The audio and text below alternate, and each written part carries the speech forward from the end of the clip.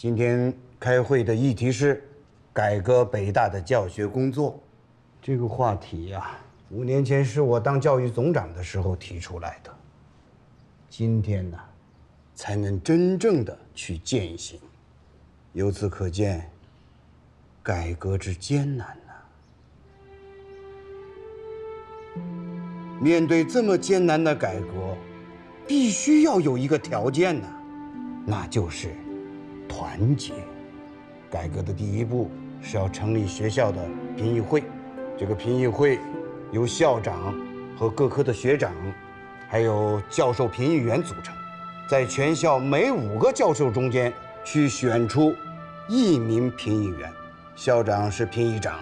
凡是学校的重大事情都得经过评议会审核通过，如制定各种规章条例，决定学科费与利、教师的学衔，还有学校的经费预算等等，都得要经过校评议委员会。因此，我们要把各科的教授重新聘任，要把优秀的人才，包括国外的，我们都要吸纳到北大来，要裁撤那些不合格的教授，包括外籍教授。这个工作很复杂，所以我们要从文科先做起。请钟府先生把精力都放在这一块，尽快拿出具体的方案，交给校委会讨论通过。是。好，今天这个会议就先开到这儿。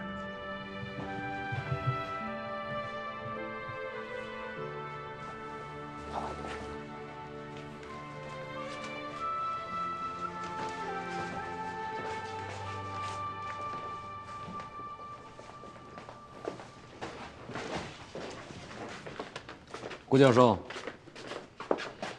这也散会了，咱们俩可以校园小操场切磋切磋，其他人可以列席。请啊！钟府兄，您请留步，我有话跟你说。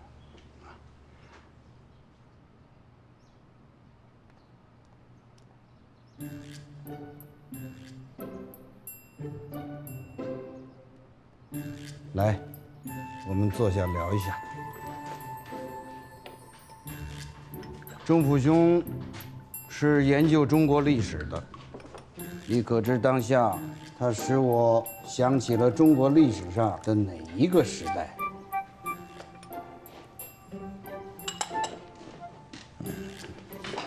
烫。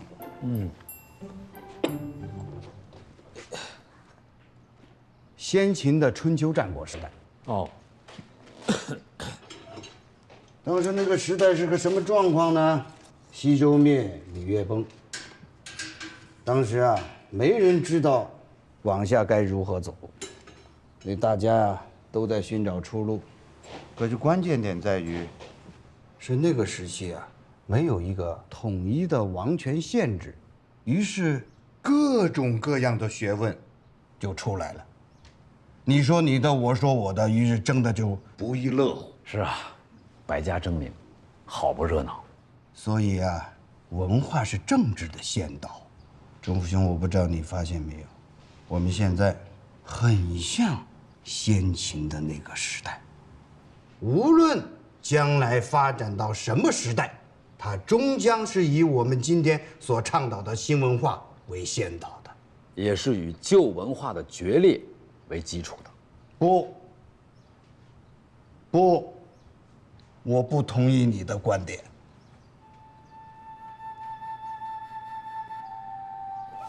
这个文化呀，它是割不断的，它新文化只能在旧文化的襁褓中生长，对旧文化，它只是扬弃和革新，在学术研究上不能搞清一色，要鼓励和支持百家争鸣。先生的意思是，北大要继续聘任这些复古派、顽固派的教授。是的，可是新文化是一个刚破土的小草啊，怎么经得起这旧势力的疯狂践踏呀？怎么了？你陈独秀都不自信了？你昨天是怎么跟我说的？我是说我渴望战斗，可是我真的不愿意跟这些思想顽固的复古派终日为伍，你看这顾鸿铭，一来就给我来个下马威，我当然要跟他约战小操场啊。钟福兄啊，作为北大的文科学长，不能容不得人呐。你知道，人和文化最复杂，在当今这么一个混沌时代，其实每个人都在为国家寻找出路，只是思路不同罢了。你比如说顾鸿铭，尽管有人说他是铁杆的保皇派，满嘴的春秋大义，但是我们不得不承认，顾鸿铭对西洋文化的揭露和批判，还是很有积极意义的。像你我这种在外国待人多年的人，应该是感同身受，是不是？蔡公一席话，受益匪浅。过奖了。还有，就是你我这个越王会的同仁刘师培先生，他最近给我来了封信。这个人呢，他是著名的筹安六君子，而且还给袁世凯写过《军政府古论》。他给我来信怎么说呢？一是驳斥了胡适的文学改良刍议，二是他积极地要求到北大来任教。这个刘师培呀，做了很多蠢事，不过他是一个读书人，全做稻粱而已。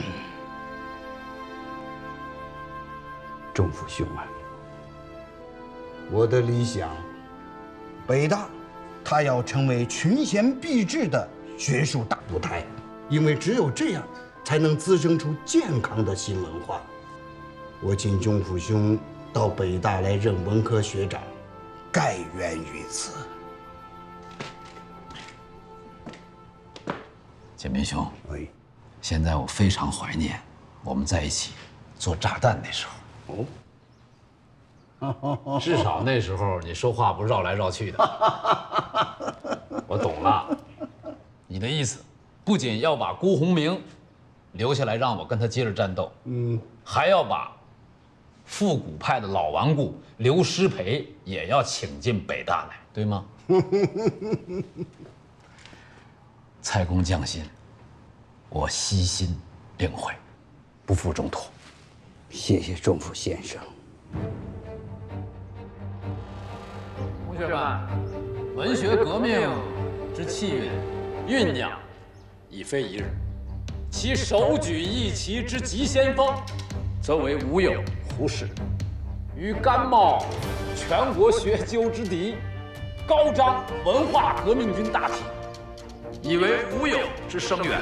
其上大书特书吾革命军三大主义，曰推倒雕琢的阿谀的贵族文学，建设平易的抒情的国民文学；曰推倒陈腐的铺张的古典文学，建设新鲜的历程的写实文学；曰推倒迂晦的艰涩的山林文学，建设明了的通俗的社会文学。好，陈先生说得好。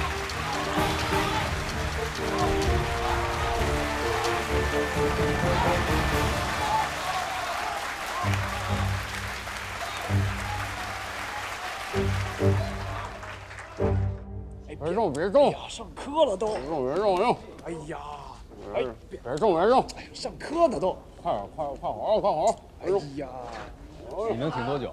哎，是。显形是显形。哎呀，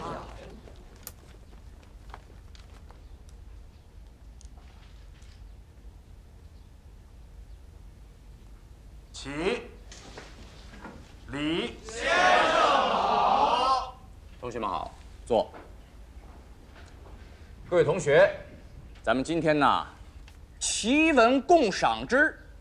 近日在美国，有一个叫胡适的黄毛小子，用白话写了几首诗，居然在鼎鼎大名的《新青年》杂志上刊登了，居然还获得了一片叫好，真可笑之极。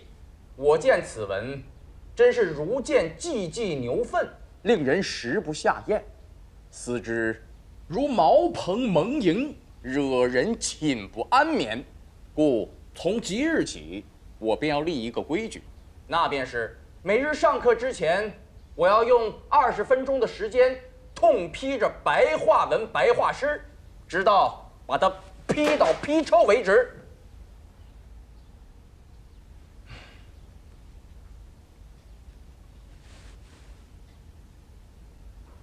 季刚先生，您扔在地上那本《新青年》不要了吧？那我捡起来行吗？您就当便宜我了。哎，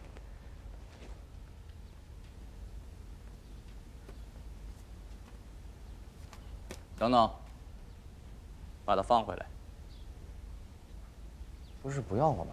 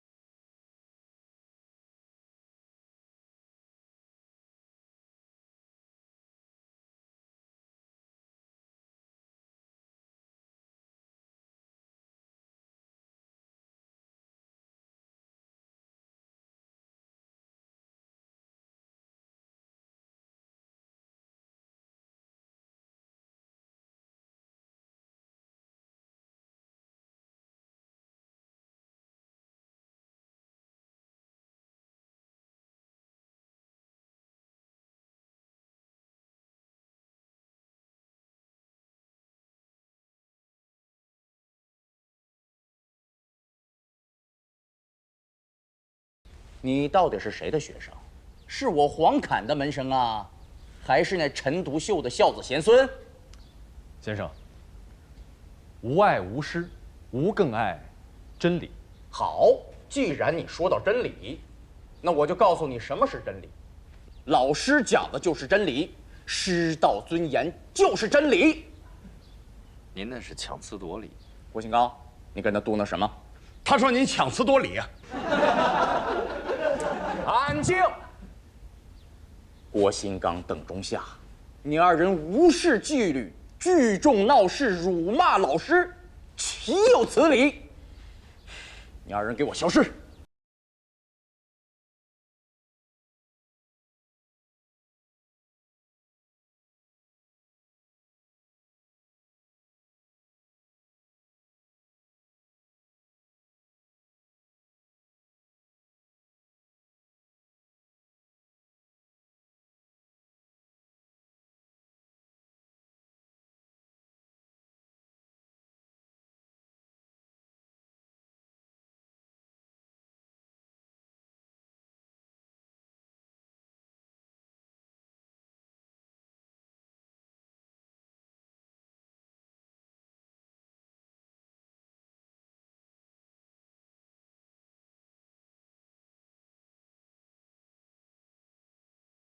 致信蔡先生，诉学生邓中夏、郭新刚扰乱课堂秩序，辱骂师长，背经离道，要求给予校纪处分。蔡先生责成学校牵头检查，弄清原委，并提出处理意见。为了慎重起见，蔡先生也亲自参加了此次讨论会。下面有请黄侃教授诉讼。刚才许先生是口误啊，不能说是诉讼。我们今天是个讨论会，应该是发表自己的意见啊，请黄侃先生发表自己的意见。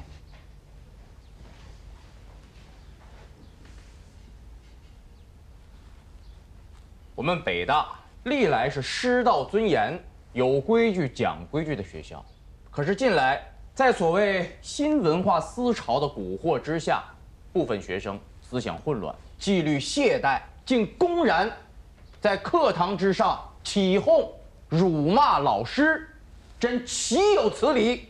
是可忍，孰不可忍？主犯郭新刚、邓中夏必须受到校纪处分，以儆效尤。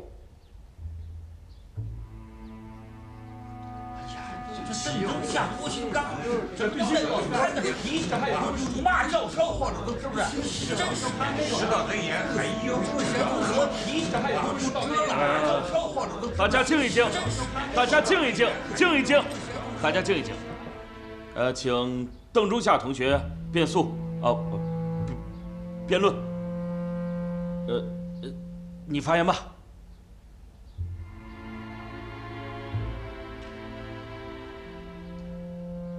各位师长，各位先生，我们并没有扰乱课堂纪律，我们只不过是不太同意黄侃教授对于白话诗的观点，以及他在课堂上对于《新青年》杂志的行为。我们在课堂上进行了一些交流和辩论，我以为这应该属于学术自由的范畴，而不属于什么辱骂老师。哎，邓中夏，你怎么能撒谎呢？你为什么不说实话？我证明，郭金刚同学确实辱骂黄侃教授是强词夺理。大家都看到了。对。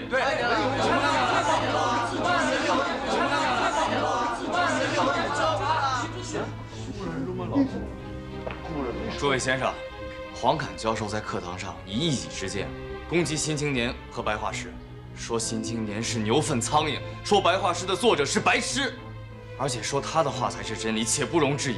这难道不就是强词夺理吗？大家静一静，大家静一静，静一静，大家静一静。陈学长，这是你们文科的事情，请你发表意见。这件事情的缘起是白话文和《新青年》杂志，我是重要的当事人，也就是黄侃教授所说的最大的白痴，白话就是大傻子。那我这个傻子就保持沉默，不说傻话啊。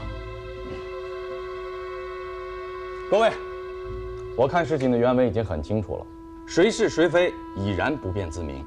我以为，该受到处分的不是几个敢于坚持真理的同学，而是利用课堂泄私愤、骂大街又恶人先告状的黄侃教授。黄侃言语粗俗，行为荒诞，与北大的校训和蔡公的办学宗旨大相径庭，简直愧为人师。这样的人就该清除出北大。对，大家说是不是？我也该让教授。不要喧哗，尔等闭嘴！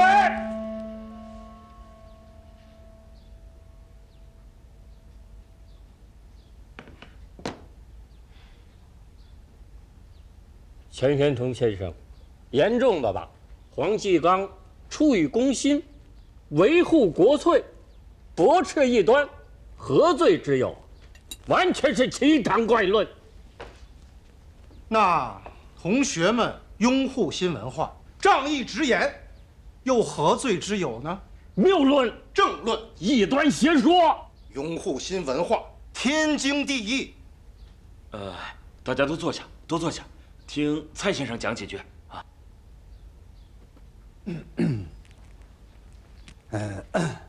今天参加这个这个讨论会啊，我是没有准备要说话的。不过刚才大家讨论的非常激烈，啊，坦率地说，也感染了我。那我就说一些。我直言不讳地说，我认为这个讨论会很好，出了问题，自由讨论，集思广益，这本身是我们北大改革的一项举措。大家刚才讨论的是有关学校的校规问题。我们北大是有规矩的，我以为北大最大的规矩，那就是科学民主，兼容并包。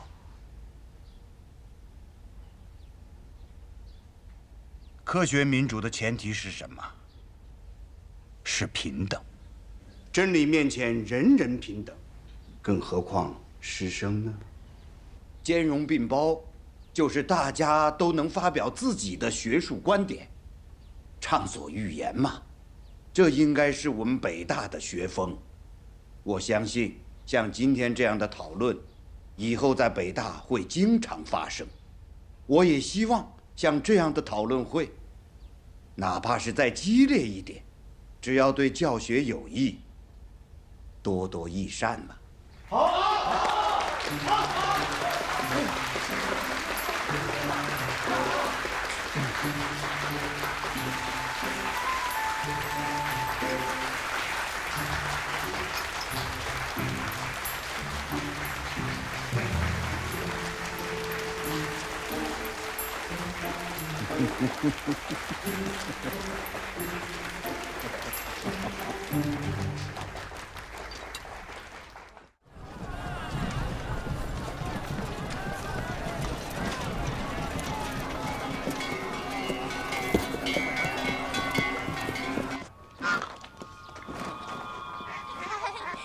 慢点儿，别摔着。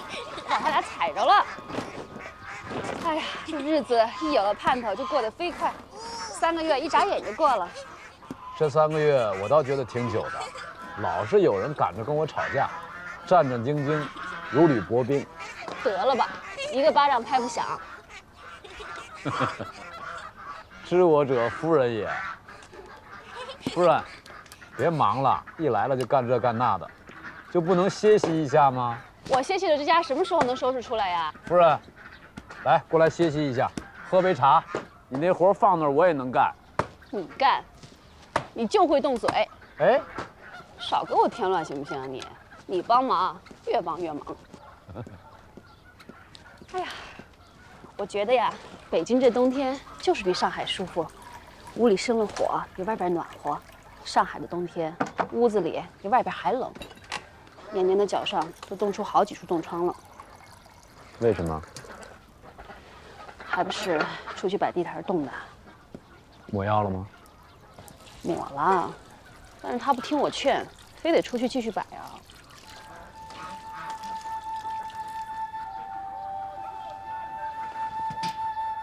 哎，跟你说个有意思的事儿吧，知道吗？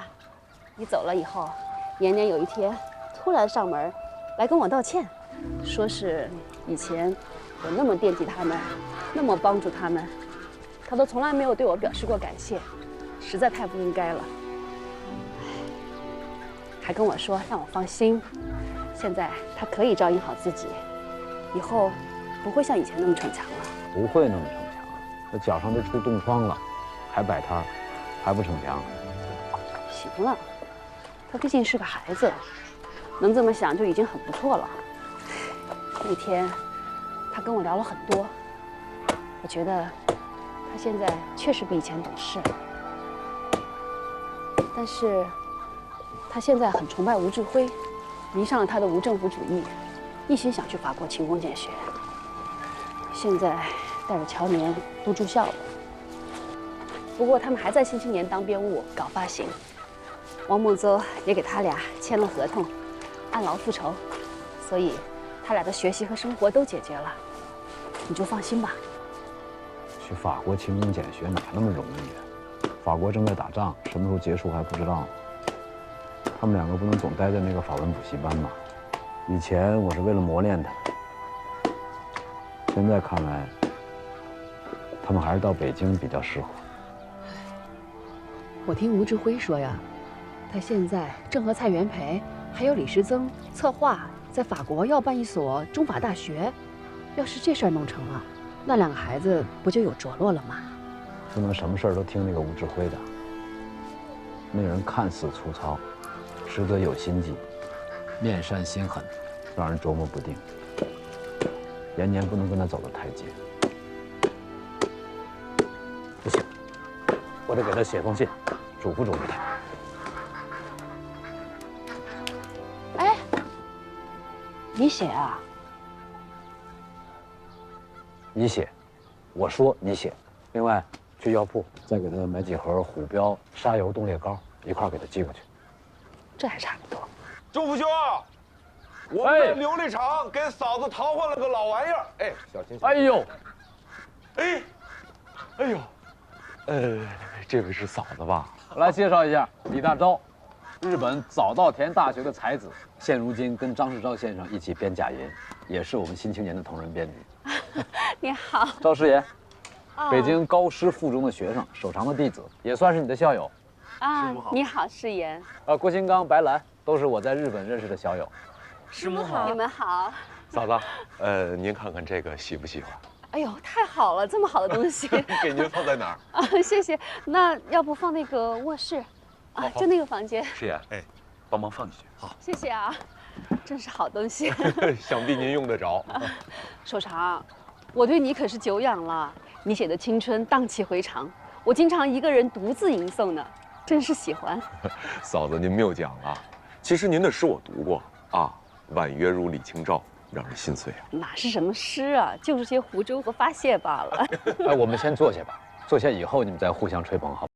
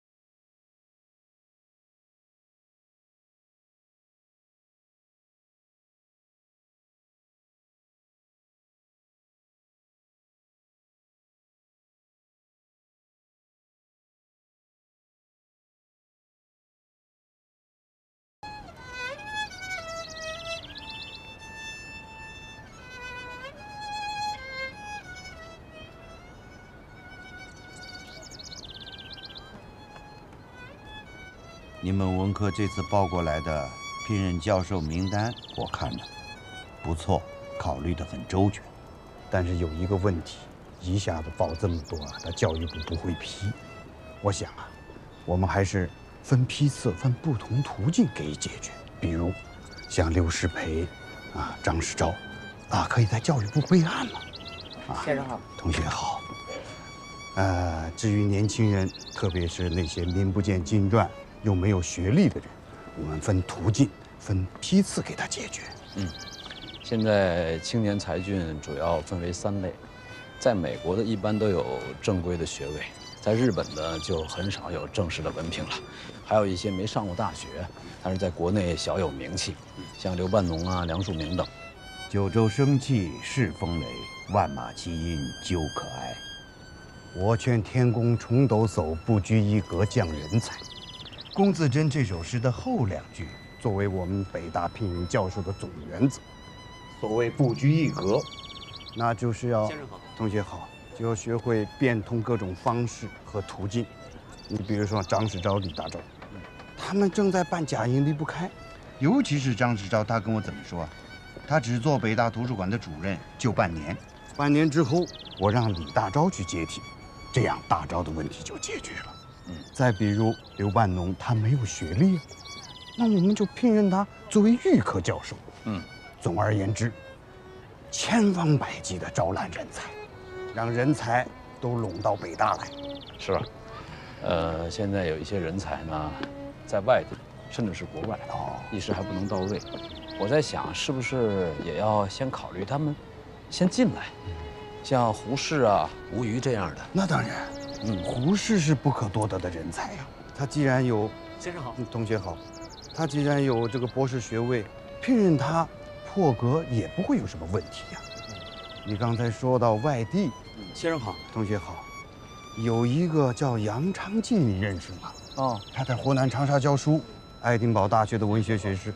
同学好，哎，怎么样？我们把他聘请到北大来。好啊。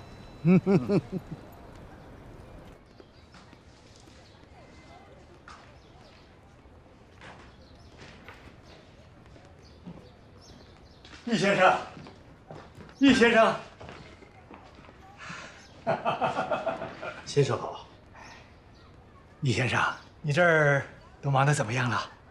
您看这已经收拾的差不多了。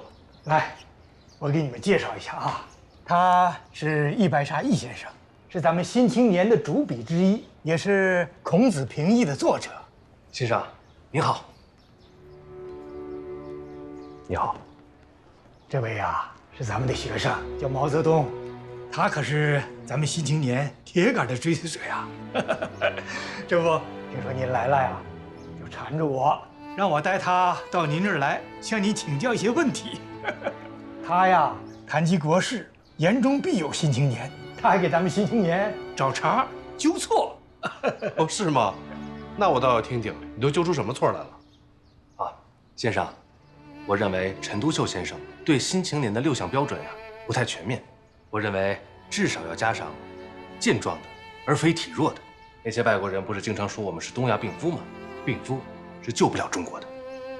好，说得好。有机会我一定把你的意见转达给仲甫先生。先生，谢谢您。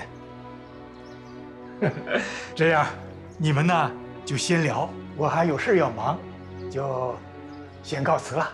先生慢走。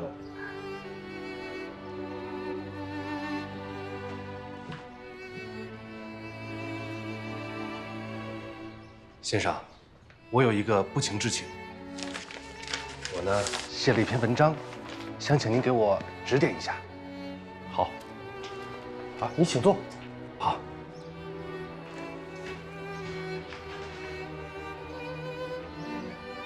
体育之研究，国力年弱，五风不振，民族之体制日趋倾徙，此生可忧之现象也。提倡之者，不得其本，久而无效，长事不改，弱且加甚。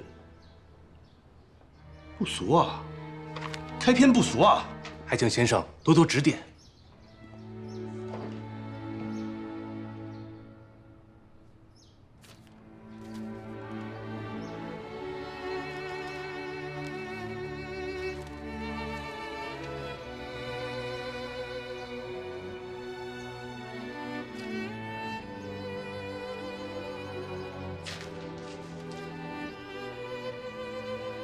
好文章，好文章，真是好文章啊！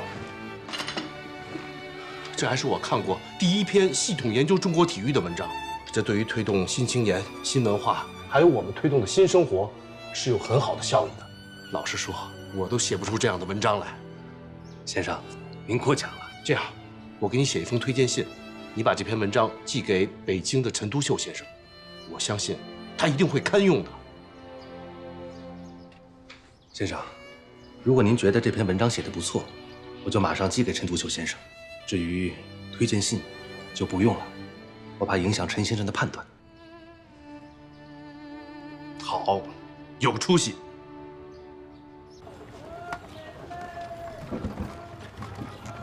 这篇文章呢，刘半农看过之后觉得写得不错，很有见解。但是呢，鉴于上没有关于体育研究之类的文章做参照，再加上作者还是一个师范学校的学生，缺乏影响力，可以先放一放，以后再说。那你的意见呢？我的意思呢，是文章本身不错，但是呢，这个咱们这一期发的都是名家，可以先放一放。我不同意你俩的意见啊。我觉得这篇文章可以说是体育研究的开篇之作啊，对青年是有指导意义的。这个笔名28化生的作者叫毛泽东，才24岁，能写出这样的文章很了不起。这种文章的发表呢，对青年是有激励和促进的意义。我的意见这一期就发。好，我回去跟半农商量一下。还商量什么？直接发。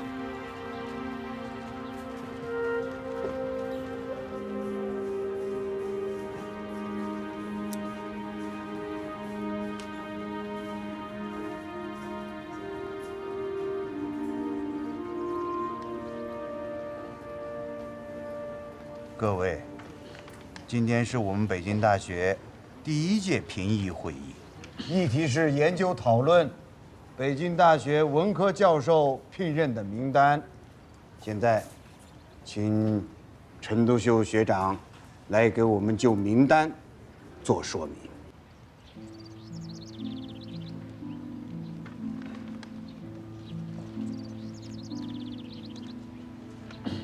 各位评议员，现在提供给各位的这份名单，是根据蔡先生确定的北大教学改革总体思路，在对文科各个门类顶尖人才的系统摸底的基础上，在针对我们北大文科建设的实际需求拟定的。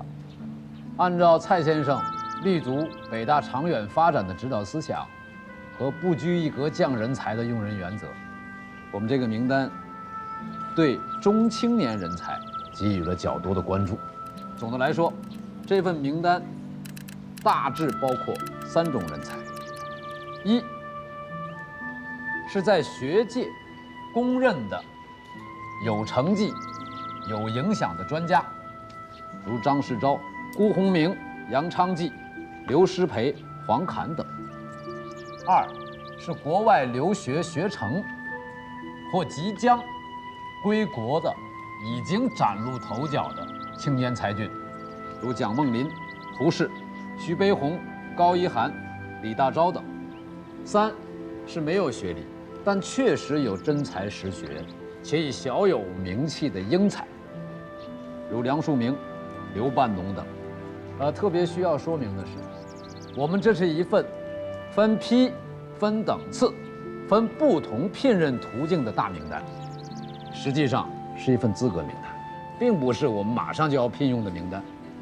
鉴于人数较多，且各位评议员对所列人员都已经很熟悉了，那我就不再一一介绍了。现在请各评议员履行职责，开始评议吧。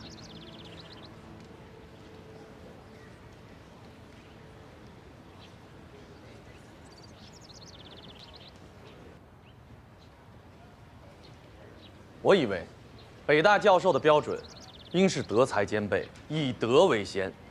有些人虽然有学问、有名气，但是却甘愿做袁世凯的走狗，是臭名昭著的保皇党。这样的人，我认为没有资格做新北大的教授。德全贤弟，你这是想诚心砸我的饭碗啊？难道我说的不是事实吗？钱爷，在座的和名单里，保皇党可不止我一个人呐！啊！说清楚啊！谁别出口啊！谁是保皇党？还用我说吗？这还用我说吗？不辩自明呀！对不起，钱先生，是我冒犯打断你的发言。你说的对，北大聘任教授要德才兼备，我完全同意。但是，你说保皇党即是无德，这我不敢苟同哎。当今中国变局转型，大家都在寻找出路，各种政见理应相互激荡。